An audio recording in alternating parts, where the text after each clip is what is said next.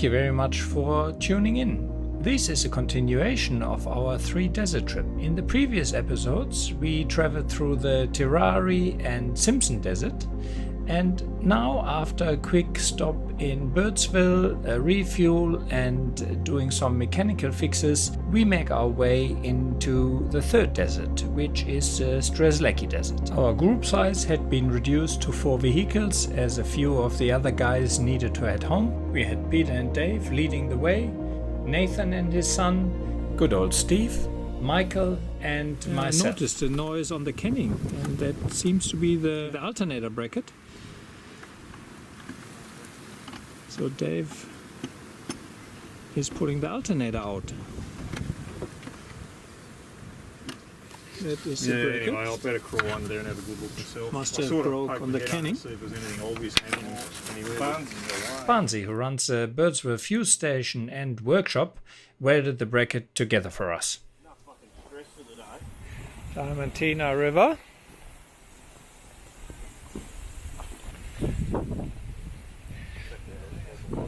Flowing a bit. I'm smelling dead camel. Or dead animal. You're going for a swim?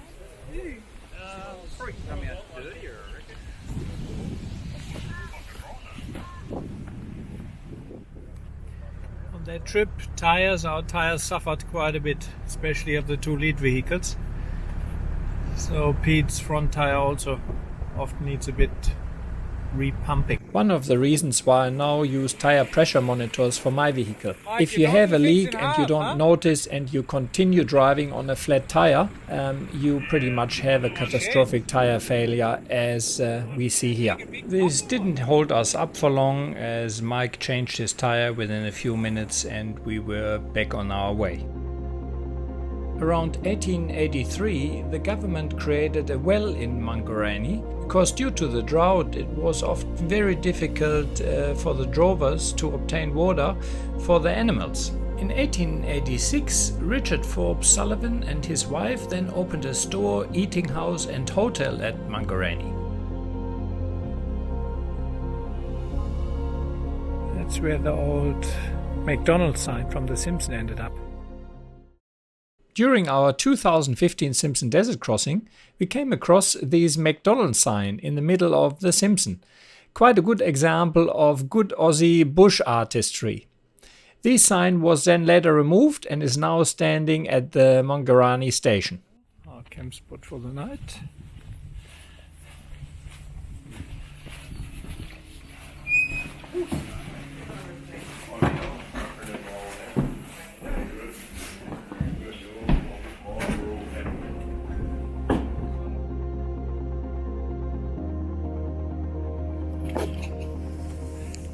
It's a spring and the water is super warm. It's too hot actually, you nearly burn yourself. At the Mida spring or bore where it comes out, someone recently fell in there and it's 90 degrees, so he wasn't a very happy chap, badly burnt.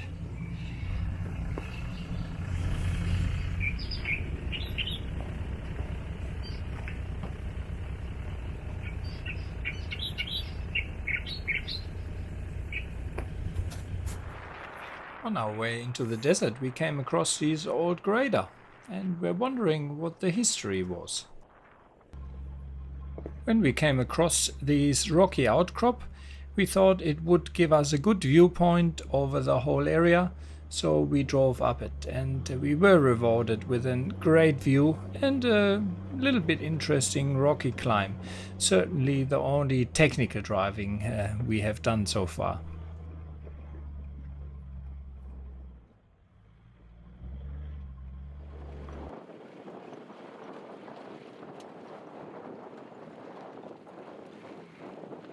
I just aired down before we reached this outcrop. The other guys were still on road pressure, so it was a bit more difficult for them to get traction with a higher tire pressure.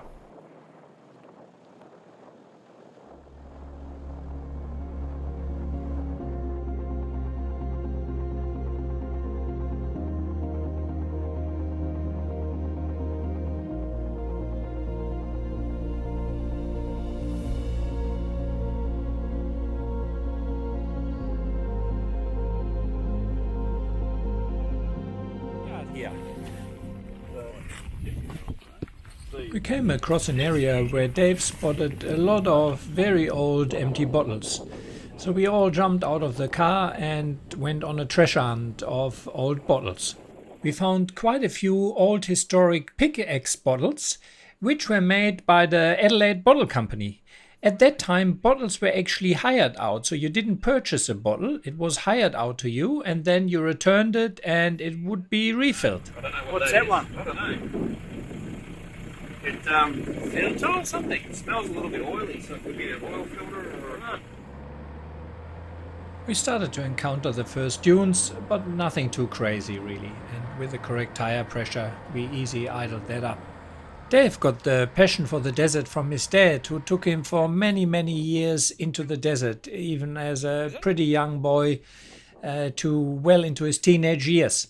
And Dave is showing us a few places where he, when he was young, actually went for swims in waterholes, which unfortunately now all don't exist anymore because the stations had to cap the bores. Here we found some old engine parts from, some steam-driven engine. Not sure what it would have accomplished at the time.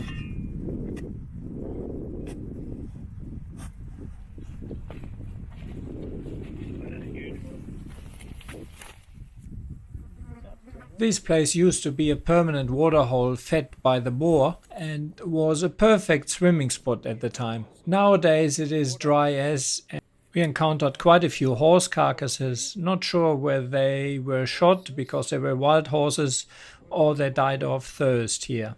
Incoming. Won't be a wall, I reckon.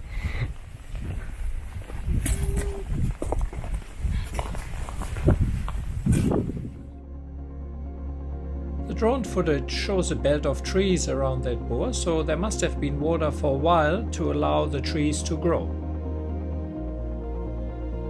Shortly afterwards we continued on to find a camp spot for the night. Not long after, Steve got stuck on one of the softer dunes. So Dave quickly ran Steve's winch out and allowed Steve to winch off Nathan's car. This shows one of the reasons why I always like to have a hitch receiver with a bow shackle on the rear of the vehicle, so that especially in desert terrain other vehicles can winch off you, which they can't really do if you only use a pin. It was quite funny. Dave had promised Greg and Bev that we would see camels. However, on the first leg we didn't see a single camel. Now Greg and Bev left, and the first day out we really saw camel pretty close up. So Greg and Bev, that's for you here, huh?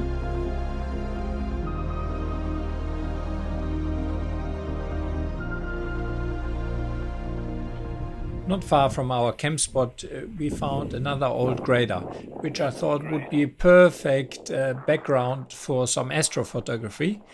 Unfortunately, the Milky Way and the time didn't really match and was very high up, so no good pictures eventuated from that. We were looking for a good camp spot in one of the interdunal swales. However, first we had to make our way up onto one of these dunes with very soft sand and a fairly steep ascent.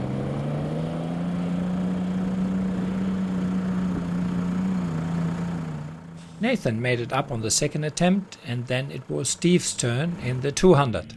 He chose an interesting line, and you hear him here taking the foot off the pedal for that split second, and then pretty much then stopped his forward momentum.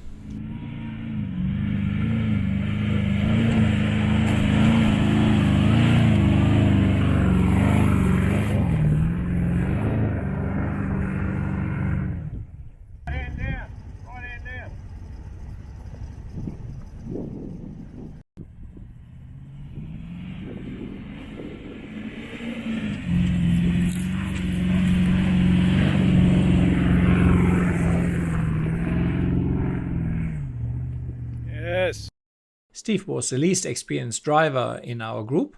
However, after a few attempts and getting that throttle control right, he made it up the dune. Got a beautiful camp spot here in one of the interdunal swales. The favorite indigenous campgrounds. Dave promised us a beautiful camp spot, and I have to say he delivered. I reckon that is the most beautiful dune camp spot I have been so far. Oh, it's not too bad actually. Yeah, the wind wouldn't have carried that up. Here's some flint and some cutting stones.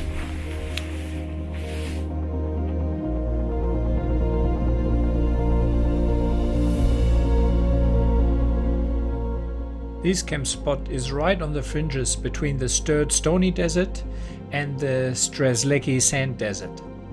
So on one hand you have all gibber plains and stone, and then you have sand dunes starting. Quite a unique mix.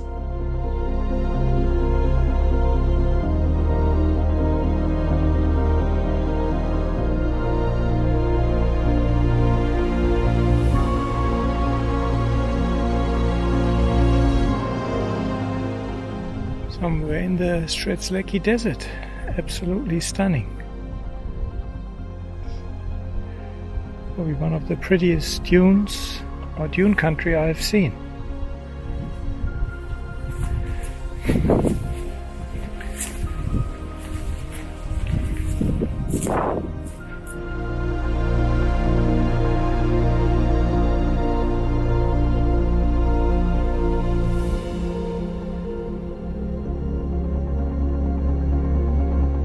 At night I put my Ultravision Nitro Max light bars to work because I wanted to drive down to the grader and do some astrophotography.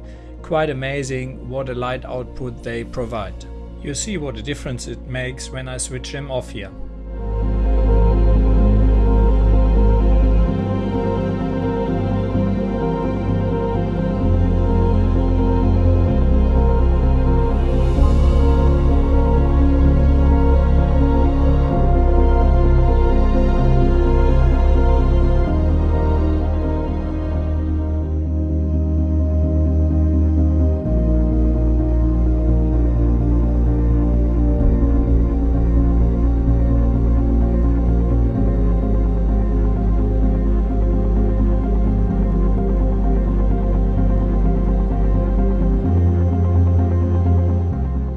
Thanks a lot for watching, guys. I hope you enjoyed it as much as we did.